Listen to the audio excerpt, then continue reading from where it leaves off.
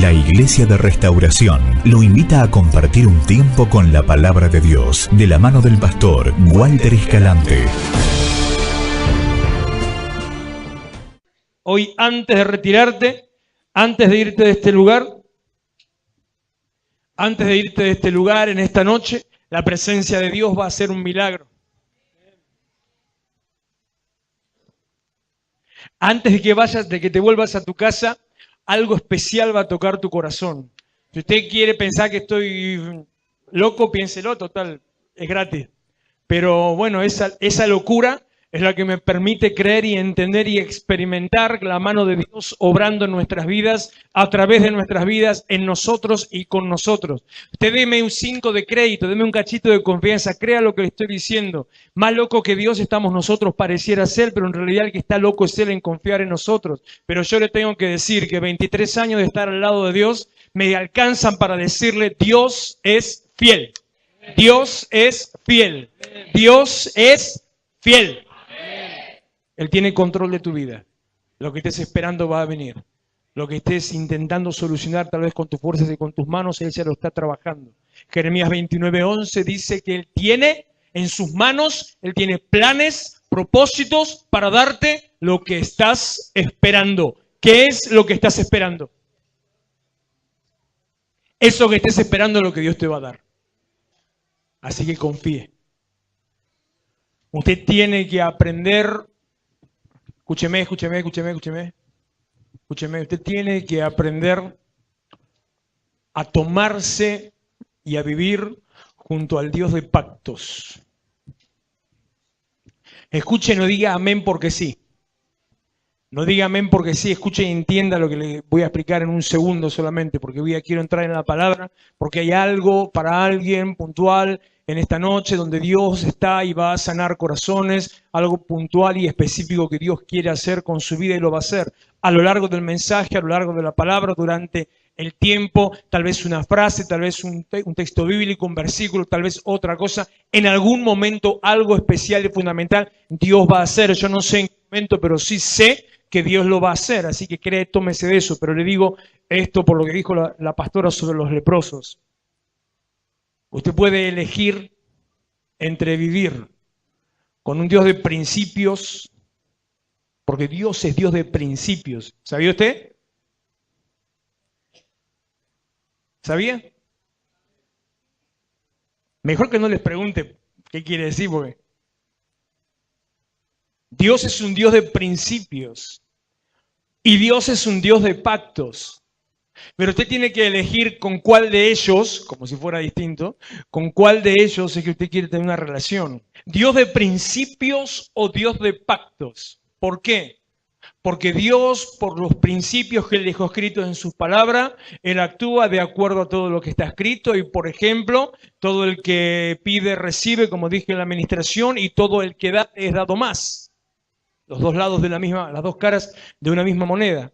Pero el Dios de pactos es aquel con el cual yo me acerco por haber hecho un pacto con Él, un pacto de amor, un pacto de relación, un pacto de compromiso. Entonces no solamente voy a recibir la parte que me corresponde por lo que haya hecho, sino que voy a recibir mucho más y una bendición adicional. Y como en el caso de los leprosos, salvación, que implica bendición en todas las áreas de mi vida, restauración de mi casa, de mi familia, sanidad del cuerpo y restauración de mi vida espiritual en la eternidad. Pero usted tiene que elegir si prefiere pactos o principios. Si quiere seguir un Dios de principios, puede ser que vea alguna bendición en su vida. Pero si elige seguir al Dios del pacto, seguramente, todo lo que haga y en todo lo que haga, va a haber una bendición. Todo lo que usted haga va a ser bendecido y prosperado. Todo lo que haga, todo lo que en cada lugar donde lo ponga a Dios en medio, va a ver que eso empieza a florecer y va a ver la mano de Dios en su casa. Pero elija a lo largo de su vida qué quiere hacer. Voy a la palabra porque tengo muchas cosas para decirle, demasiadas. Entonces no va a alcanzar el día. Iba a dejar esto para el sábado, pero vamos ahí.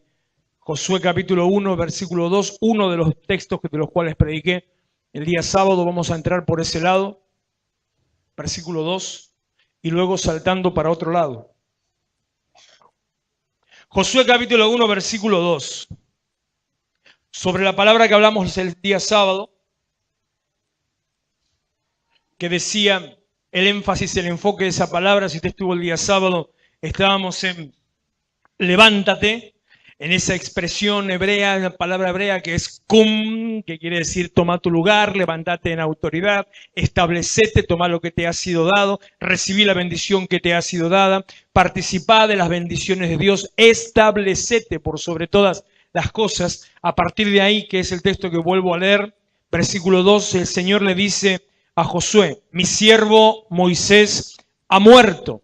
Ahora pues levántate y pasa este Jordán, tú y todo este pueblo, a la tierra que yo les doy a los hijos de Israel. Levante su Biblia.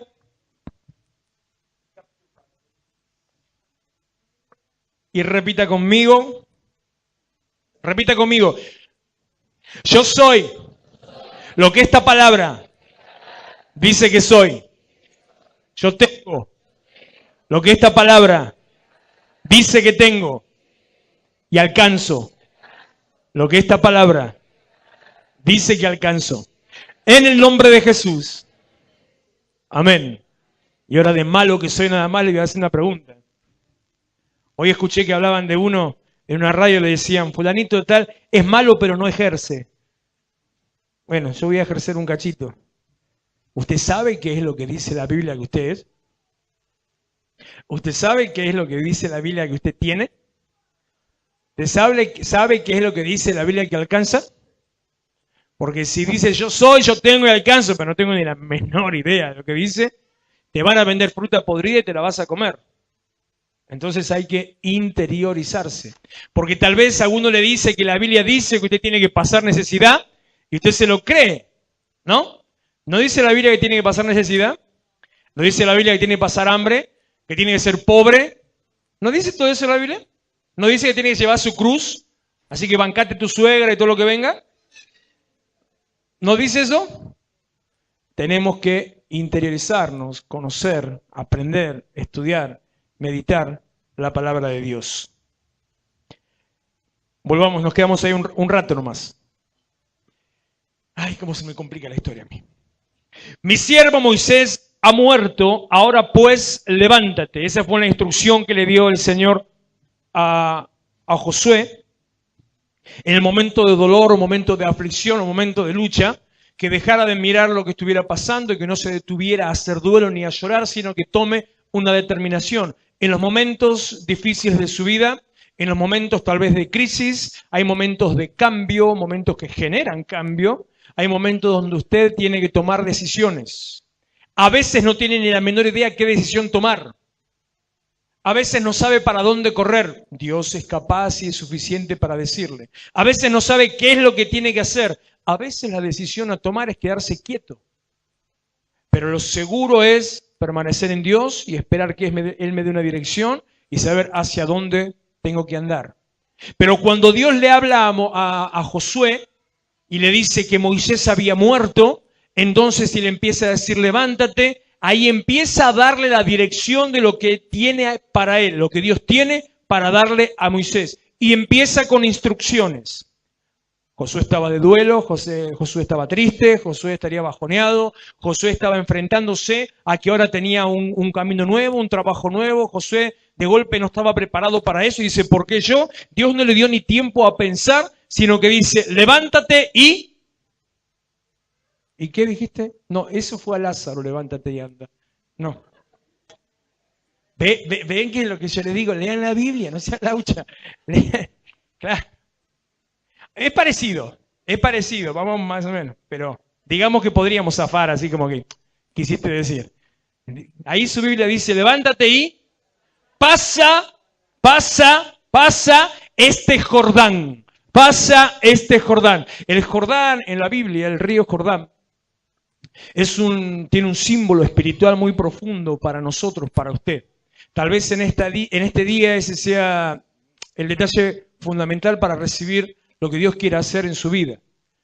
En la Biblia el río Jordán representa la muerte a nuestra vida fuera de Dios. Representa dejar nuestras costumbres, dejar nuestros vicios, renunciar a nuestros pecados, cambiar nuestra forma de vida, dejar aquellas cosas que nos atan al fracaso, a la miseria, las cosas que nos atan a una vieja vida, a una vida pasada. Cruzar el Jordán quiere decir, como le dijo Jesús en un momento a otra persona, dejen que los muertos entierren a sus muertos, queriendo decir, lo que tiene que ver con tu vida pasada, déjalo atrás, es el momento de encarar algo nuevo en tu vida. Si vos querés encarar algo nuevo en tu vida, querés emprender algo nuevo con Dios, querés recibir lo que Dios tiene nuevo para vos, tenés que pasar el Jordán, significa muerte a vos mismo.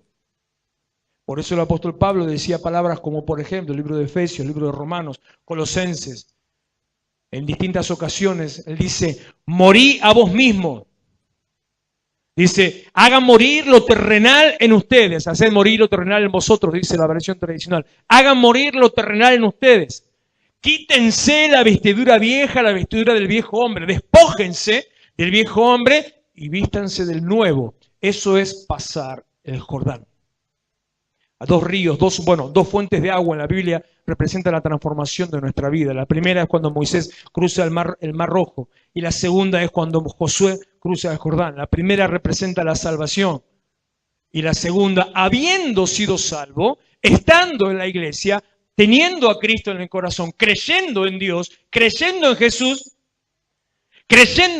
decía, no crea que ya está, sino que todavía hay cosas por cambiar y cosas por hacer. Esas cosas por hacer son las que tienen que quedar en el fondo del Jordán. Por eso le dice Dios a Josué, ahora levántate y pasa este Jordán. Muchas veces las decisiones que tenés que tomar, los cambios que Dios está esperando en tu vida, los cambios que se está esperando que vos hagas para que tu vida sea bendecida, están ahí nomás. Amén. A la vista. No tenés que andar buscando, ay, pero ¿qué quiere Dios que yo cambie? ¿Qué me estará pidiendo el Señor a mí? ¿Estará Dios diciéndome que tengo que viajar a Mozambique o Afganistán y ponerme ahí a pelear con los demás para rescatar? No, está diciendo que deje de mentir, por ejemplo. Ahí el toque nomás. Pasá este Jordán. Los cambios que Dios te pide, las decisiones que Dios demanda de tu vida, no tienen que ver con las cosas grandes a cambiar, tienen que ver con las cosas pequeñas que están en tus manos y en tu decisión. No tiene que ver con aquello impresionante que todo el mundo va a ver, sino que tiene que ver con lo pequeño, tan pequeño que tal vez solamente vos seas el único que lo vea. Capaz ni siquiera el que esté muy cerca, capaz ni tu íntimo, ni un mejor amigo o amiga, ni un hermano, un íntimo, un esposo, esposa, ni siquiera, sino algo que está muy adentro, adentrito nomás en tu corazón, metidito. Pasa este Jordán. ¿Querés recibir una bendición? ¿Querés que te cuente el final de la historia de, si no lo saben, ¿no? Si no lo saben. ¿Querés que te cuente el final de la historia de Josué? ¿Lo saben o no lo saben? A ver, los que no lo saben, levanten la mano. Los que no lo saben, y acá deschavamos más de uno. Por este lado. Por allá, a ver. Ahí deschavamos uno.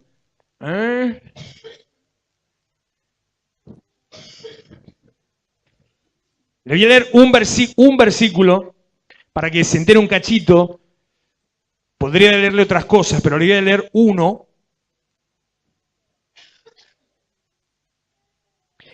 Busque conmigo capítulo 12 de Josué, versículo 7 y el versículo 24. Para que conozca el final de la historia. Hay un montón de detalles en medio, pero tal vez en otra ocasión los conversemos. Pero ahora mire solamente esto. Capítulo 12, versículo 7 dice, y estos son los reyes de la tierra que derrotaron Josué y los hijos de Israel, hasta ahí nomás. Estos son los reyes de la tierra que derrotaron Josué y los hijos de Israel. Y vaya al versículo 24 del mismo capítulo 12, que dice, 31 reyes por todos, 31 reyes en total. O sea, el final de la historia de Josué, el tipo por decidir seguir al Señor, por tomar las decisiones correctas para cambiar su vida, derrotó a 31 reyes. 31 ciudades que él derrotó, conquistó y tomó. Porque no simplemente paso por acá, mato y sigo. Derrotó, conquistó y tomó. Y esa tierra les quedó por herencia. Y esa tierra les quedó en posesión. Y todos los bienes y los ganados y en algunas ocasiones también incluso las pertenencias, la riqueza y las cosas de oro. En otras ocasiones no, según cada caso como Dios los guiara, pero fue prosperado, bendecido y conquistaron una tierra. Hay una tierra prometida que Dios tiene para vos. Hay un lugar a conquistar que Dios tiene para vos. Hay un lugar para que tomes en posesión y que sea tu herencia. ¿Lo querés? Ya no es cosa mía, no es cosa de Dios. No tengo nada que ver en el tema. Te puedo asegurar que nada, no me vengan a mí a hacer cargo después. Ah, que usted dijo. No, nada. Y Dios tampoco tiene nada que ver en la historia. Esto solamente tiene que ver con usted.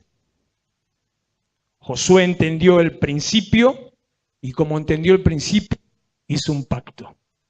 Al entender el principio, hacer lo que Dios le pedía, él obedeció a Dios, entró en pacto con Dios y ahí empezó a caminar de acuerdo a los principios de Dios y fue bendecido y prosperado en todo lo que hacía. Por ahí lo dice versículo 5, versículo 6, que serás prosperado en todas las cosas. Pasa este Jordán, tú y todo este pueblo. El hecho de haberle dicho a él que había muerto Moisés, le estaba diciendo Dios entre líneas, a partir de ahora vos sos el que se va a hacer cargo y vos sos el responsable.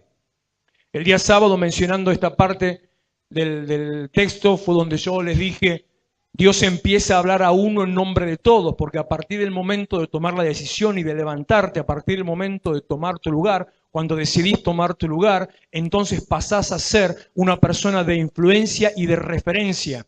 Dios habla con vos para hablar a todo lo que tiene que ver con vos, pero vos sos el que toma el lugar de referencia y de influencia.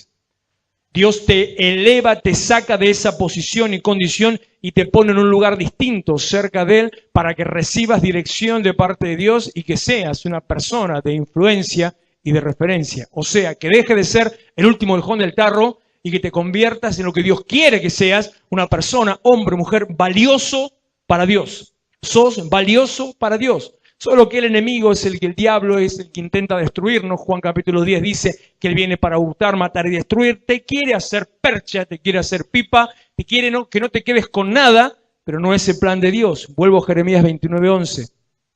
Lo que compartí, que la pastora me robó, porque se choreó el texto ahí, se coló. Dios quiere darte lo que estás esperando. Dios está trabajando, Dios está planeando, Dios está pensando en darte lo que estás esperando.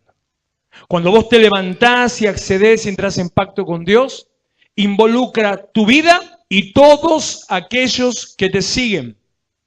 ¿Tenés conflicto con alguien en tu casa? ¿Hay conflicto con alguien a tu alrededor? ¿Hay personas en conflicto en tu casa o en tu familia? ¿Hay situaciones que no podés resolver? ¿Hay situaciones que se te vienen encima, que se salen de control? Vuelvo a repetir la palabra que el Señor dio en medio de la administración, que Él está en control de todas las cosas. ¿Hay cosas que se te van de las manos? Como si quisieras agarrar un chorro de aceite o agarrar el agua de la canilla. ¿Nunca vi un chico queriendo hacer eso? ¿Queriendo agarrar el agua de la canilla? Es espectacular cómo empiezan a aprender ahí. No hay cosas que se te van de las manos así como la que la querés agarrar y es imposible. Si vos te levantás y tomás el lugar que Dios te da, si pasás ese espacio de muerte y empezás a tomar decisiones en tu vida, entonces Dios hace que todas aquellas situaciones que están desordenadas a tu alrededor, esas situaciones pasan a estar bajo tu control. Pasa vos y todo este pueblo. Vos abrís el camino y ellos van detrás tuyo. Vos abrís el camino y liderás, generás influencia. Vos abrís el camino y todo se somete bajo tu autoridad porque hiciste un pacto con Dios. Claro, siempre hay conflictos y situaciones que quieran quitarte el lugar. Primera de Samuel, capítulo 17, versículo 33.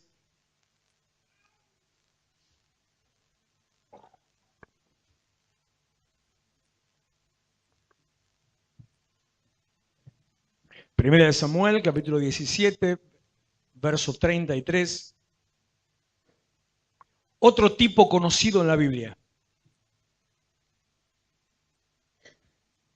No hay ningún David, ¿no? No.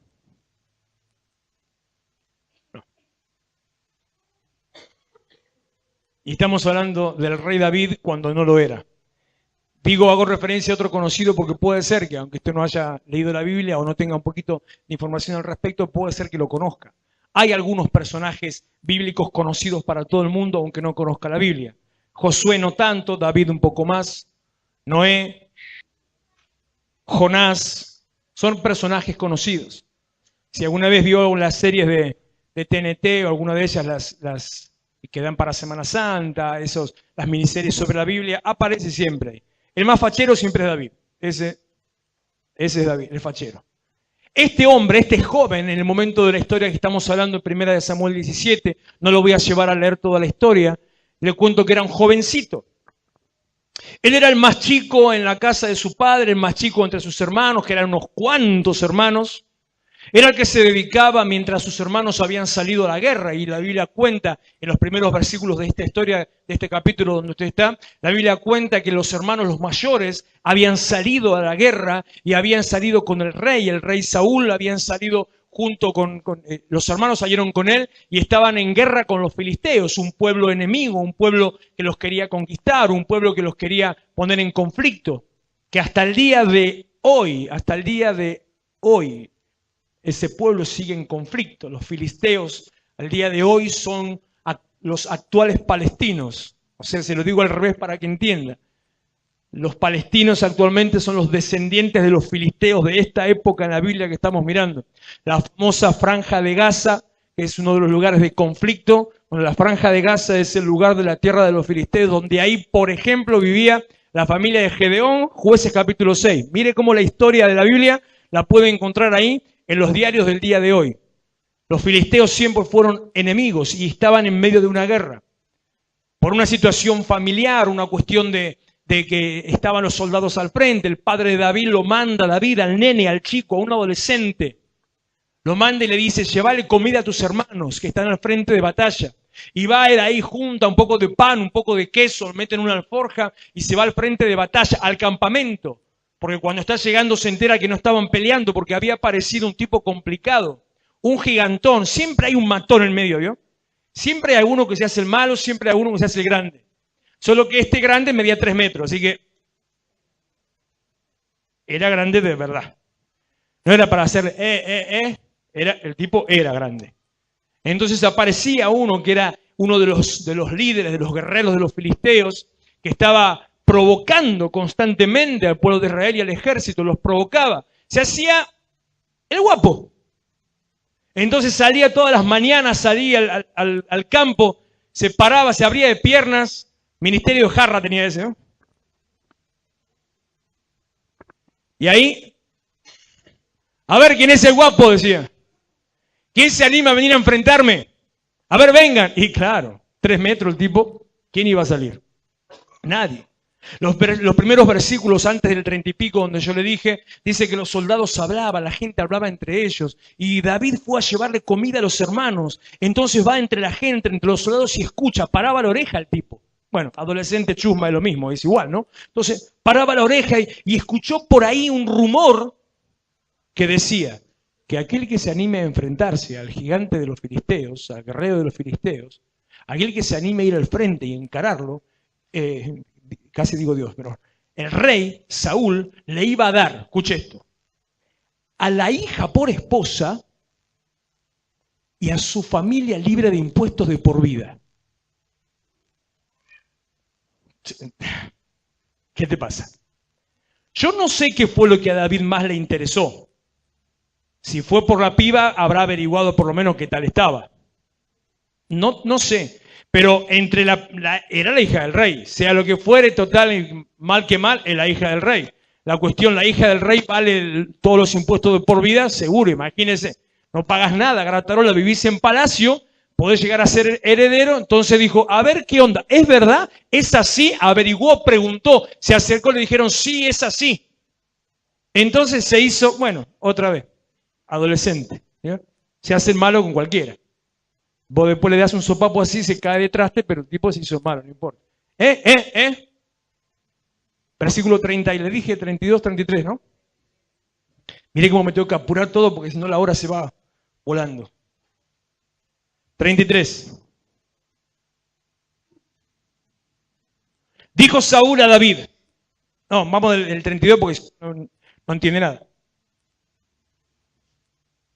Dijo David a Saúl, 32. No desmaye el corazón de ninguno a causa de él, del gigante. Tu siervo, él, David, irá y peleará contra este filisteo. Se hizo, si el otro es guapo, yo me hago más guapo. El otro es matón, yo soy más matón. Pero dijo, libre de impuestos. Y la hija del rey, esto me conviene. Entonces el rey le contesta, dijo Saúl a David, no podrás tú ir contra aquel filisteo para pelear con él, porque tú eres muchacho y él un hombre de guerra desde su juventud. Te vuelvo para que no te olvides con el tema de Josué que estaba ahí queriendo levantarse, paseando el pueblo a través de Jordán. Cuando te decidís hacer cambios en tu vida, cuando tomás la dirección de Dios, de tomar esas decisiones que generen un cambio en vos, cuando decidiste levantar tu cabeza, cuando decidiste levantarte de en medio de los conflictos, cuando dijiste quiero algo distinto para mí y emprendiste el camino, siempre aparece. Siempre aparece alguien en medio que quiere ponerte una tapa en la cabeza. Siempre aparece alguien con una visión distinta. Siempre aparece otro que se fija solamente en tus aparentes condiciones. Siempre aparece alguien que te empieza a medir por lo que a la vista de los ojos vos podés valer o no. Siempre aparece algún grande o algún famoso, algún conocido o algún importante que te dice, pero si este no vale 2 mangos, no da 2 pesos por este tipo. Entonces inmediatamente era el único, escúcheme, el único. Saúl estaba con todo su ejército y entre los ejércitos había unos tipos grandes. Por ejemplo, el hermano mayor de David, el mayor de todos, Eliab, era un tipo grande, era grandote. Cuando en el capítulo anterior el profeta Samuel va a ungir a uno de esa familia, porque Dios lo manda a esa familia a ungir a uno, cuando él lo vio a Eliab dijo, pedazo de bestia, es este, Dios, obviamente Dios eligió a este. Y fue a ungirlo a él, venía arrodillate negro, que tengo una palabra de Dios para vos. Y cuando le va a tirar el aceite, Dios le dice, le erraste mal, no es. Y cuando Dios le habla al profeta, le dice, porque yo no miro lo alto de su parecer. Era un tipo grande. Era un tipo que llamaba la atención. Ninguno de esos fue a enfrentarse a Goliat, al gigante filisteo. Ninguno de esos fue a confrontar. Otro día le voy a decir lo que quiere decir Goliat y todo lo que eso trae. Ninguno de los demás. Saúl estaba en su carpa ahí tranquilito, sentado, no se iba a mover. Andaba con metaplay ahí mirando de costado como pasaba, pero él no se quería mover. Aparece uno. Sí, es cierto, un gurrumín. Sí, es cierto, un adolescente. Sí, seguro, un matoncito. Capaz que de verdad no valía para nada. Puede ser. Pero el único que le dice, yo voy. Y este le dice, no, pibe. Pibe. Vos no das para esto, pibe. No vas a poder contra él porque sos muchacho. No, pibe. Yo le hablo en argentino lo que la Biblia dice de verdad, ¿vio? No, pibe. Porque vos sos muchacho y él ha sido guerrero desde su juventud. ¿Cuántos años tendría? Y sin embargo, con un gurrumín quería enfrentarse contra él. Primera afrenta, primera humillación, primer freno, primer tropiezo. Pero David no se inquietó. David siguió, insistió, repito, adolescente, molesto, cargoso. No hay plata. Insistió, y cuando insiste, él conocía los principios. El que pide, el que llama. Ay, Dios, en el nombre de Jesús. Yo tengo que orar por ustedes, así que me tienen que hacer terminar rápido. El que llama, tiene que leer un poco la Biblia de vez en cuando. Le digo, no muerde, salvo que se le apriete los dedos con una grandota, pero bendice, ayuda. Verso 38. Saúl vistió a David con sus ropas y puso sobre su cabeza un casco de bronce y le armó de coraza. Y ciñó David, 39, su espada sobre sus vestidos y probó andar, porque nunca había hecho la prueba. Y dijo David a Saúl, yo no puedo andar con esto porque nunca lo practiqué. Y David echó de sí aquellas cosas. La insistencia, al final Saúl dijo, más sí, un enano menos, no pasa nada. Que lo maten.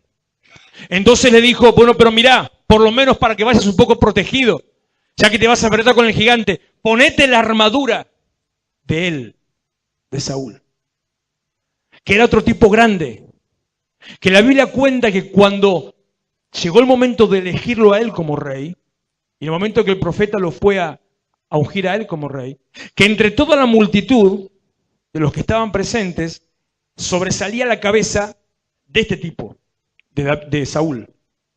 El otro era un gurmín, este era un tipo grande, y le da a poner a David su propia armadura.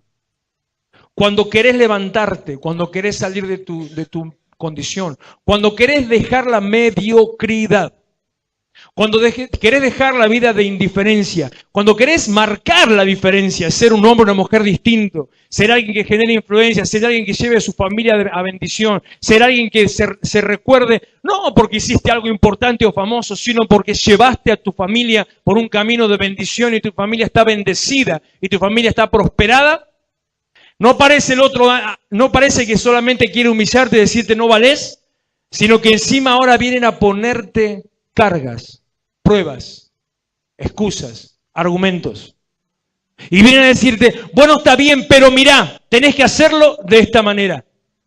Había un hombre en el templo de Jerusalén, un hombre enfermo de hacía más de 18 años, un hombre que tenía sus brazos paralizados, como si fuera atrofiado, un hombre tullido en sí mismo, que era la vergüenza de sí mismo, que la gente lo trataba, lo menospreciaba, porque el Israel de la época bíblica era muy clasista en cuanto al aspecto físico, porque como la Biblia decía que el que tenía defecto no podía acercarse a Dios, los religiosos marginaban, rechazaban, hacían bullying directamente con aquellos que tenían algún defecto, como si no pertenecieran al pueblo, eran ciudadanos de segunda categoría. En lástima, por lástima se los mantenía, por lástima les daban a ser mendigos, pero no pertenecían, no tenían derechos porque no podían ingresar al templo para presentar sacrificio. Este hombre estaba en la sinagoga y Jesús lo llama. Jesús lo vio, le dijo, vení, acércate. Los puso delante de todo el mundo, pasó, lo puso en medio, le dijo, estira la mano, lo confrontó, lo hizo ver su propia condición. El tipo estira su mano. Y dice la Biblia en el libro de Marcos que su mano le fue de vuelta sana. Tremendo milagro que Jesús hizo.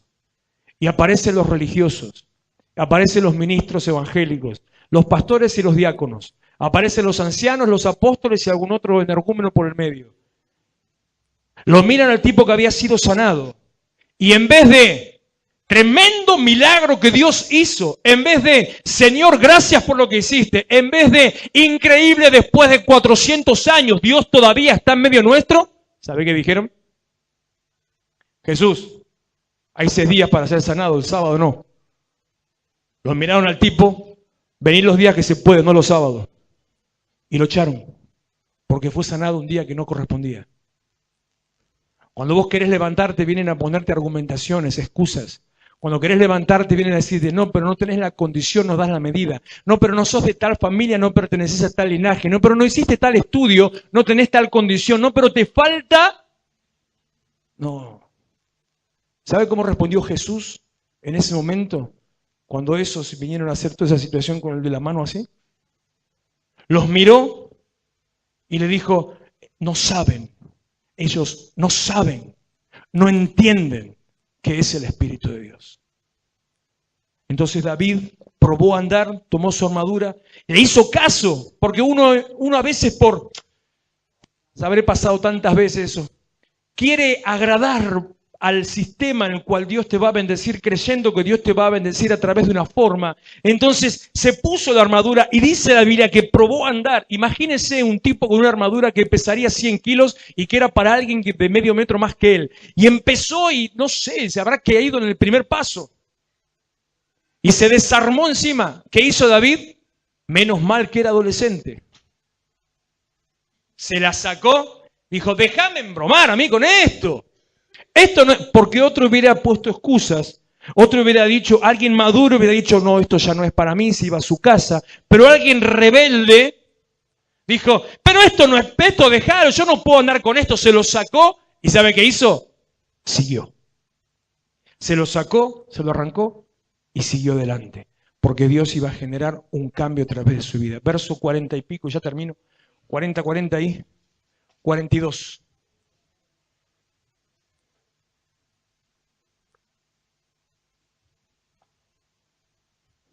Y prepárese para recibir una bendición.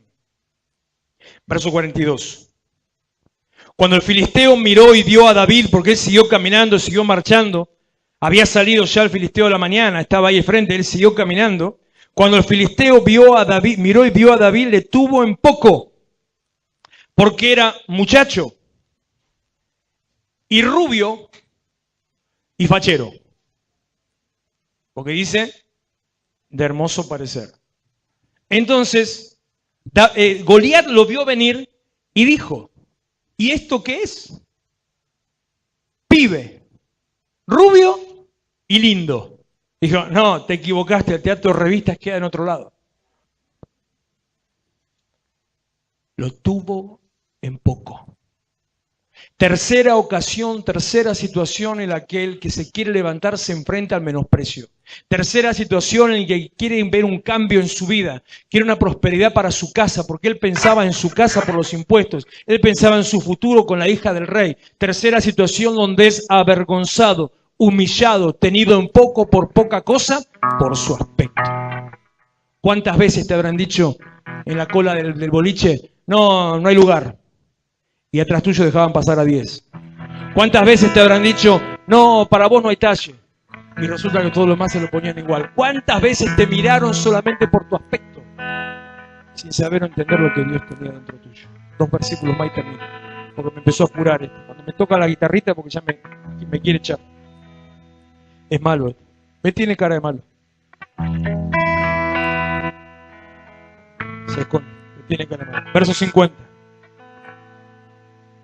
Así venció David al filisteo con honda y piedra.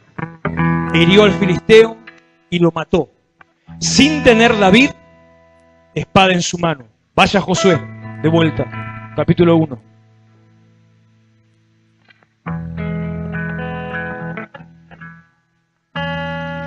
Versículo 2.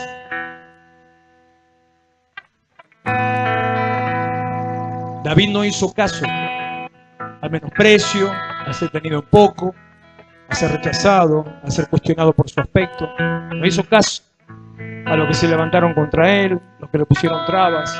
No hizo caso. Piénselo si quiere porque era inmaduro, piénselo si quiere porque sería rebelde, piénselo como se le dé la gana. El punto acá es, no hizo caso. Él tenía una meta, él tenía un propósito, él quería alcanzar una bendición. Sabía lo que quería. Por eso vuelvo a decirte por tercera vez, junto con lo que dijo la pastora Cuarto, Dios va a darte lo que estás esperando. ¿Qué estás esperando? Entonces él, no haciendo caso, siguió adelante. Cuando Goliat le grita eso, se hizo más el loco todavía. Y le empieza a decir, le contesta después Goliat, dice que soy perro para que vengan contra mí con palos, porque el otro se empezó a hacer el malo con un palito, con una gomera. No hizo caso a lo que decían y avanzó hacia su propósito. El versículo que acabo de leer, el último versículo, dice que él lo venció y encima lo venció sin espada. Y cuando vamos al final en Josué capítulo 1, versículo 2, la última parte dice, tú y todo este pueblo a la tierra que yo les doy a los hijos de Israel. Yo les he entregado, verso 3, como lo había dicho, todo lugar que pise la planta de vuestro pie. Cuando te levantás decidido a alcanzar una meta, cuando te levantás determinado a alcanzar una meta para tu casa, cuando te levantás encaprichado, terco o rebelde, si te gusta esa palabra, para tener y recibir una bendición, cuando querés que tu vida cambie, cuando querés que tu futuro sea distinto, se levante quien se levante alrededor, grande o chico, lindo o feo, se levante quien sea, con autoridad y sin ella, de bocón o con peso, cualquier que venga a decirte no, que venga a fijarse en tu aspecto, que venga a criticar tus condiciones, que hable de tus capacidades, que te diga que no servís, seguí adelante, seguí adelante, seguí adelante. No permitas que nadie, nunca nadie en la vida, ni siquiera yo, eso me lo copié de otro lado, te diga que no podés alcanzar algo, porque Dios tiene para vos un destino de grandeza y un destino de victoria. Cuando Josué, en medio de esa situación y de la crisis, entonces al final se levantó, cuando recibió la palabra de Dios que le decía, pasá vos y todo este pueblo, crucen este Jordán, tomá decisiones, cambia tus pensamientos, transformá tu cabeza, como cambie tu manera de pensar, va a cambiar tu manera de vivir, como cambie tu pensamiento y la forma en que veas las cosas, como cambie tu visión, cambia tu destino, como cambia tu óptica, cambia tu futuro. Toma decisiones que te acerquen a Dios, aunque aparentemente sean difíciles de tomar, aunque aparentemente sea un precio muy grande, aunque pareciera que estás dejando cosas muy valiosas, pero que Dios dice que esas cosas valiosas son nada comparada con la gloria que Dios tiene para darte. Y en la gloria, bendición para tu vida, para tu casa y para tu familia. Entonces termina diciéndole, toma la tierra que te doy por herencia, la tierra que yo ya te dije, que ya te había entregado. Hay una promesa, hay una tierra que es tuya. Pónganse de pie, levante sus manos, empieza a hablar con Dios.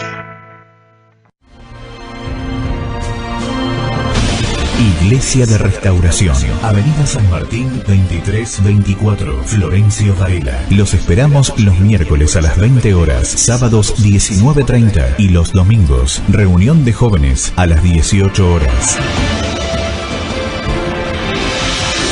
Vení a encontrarte con tus sueños.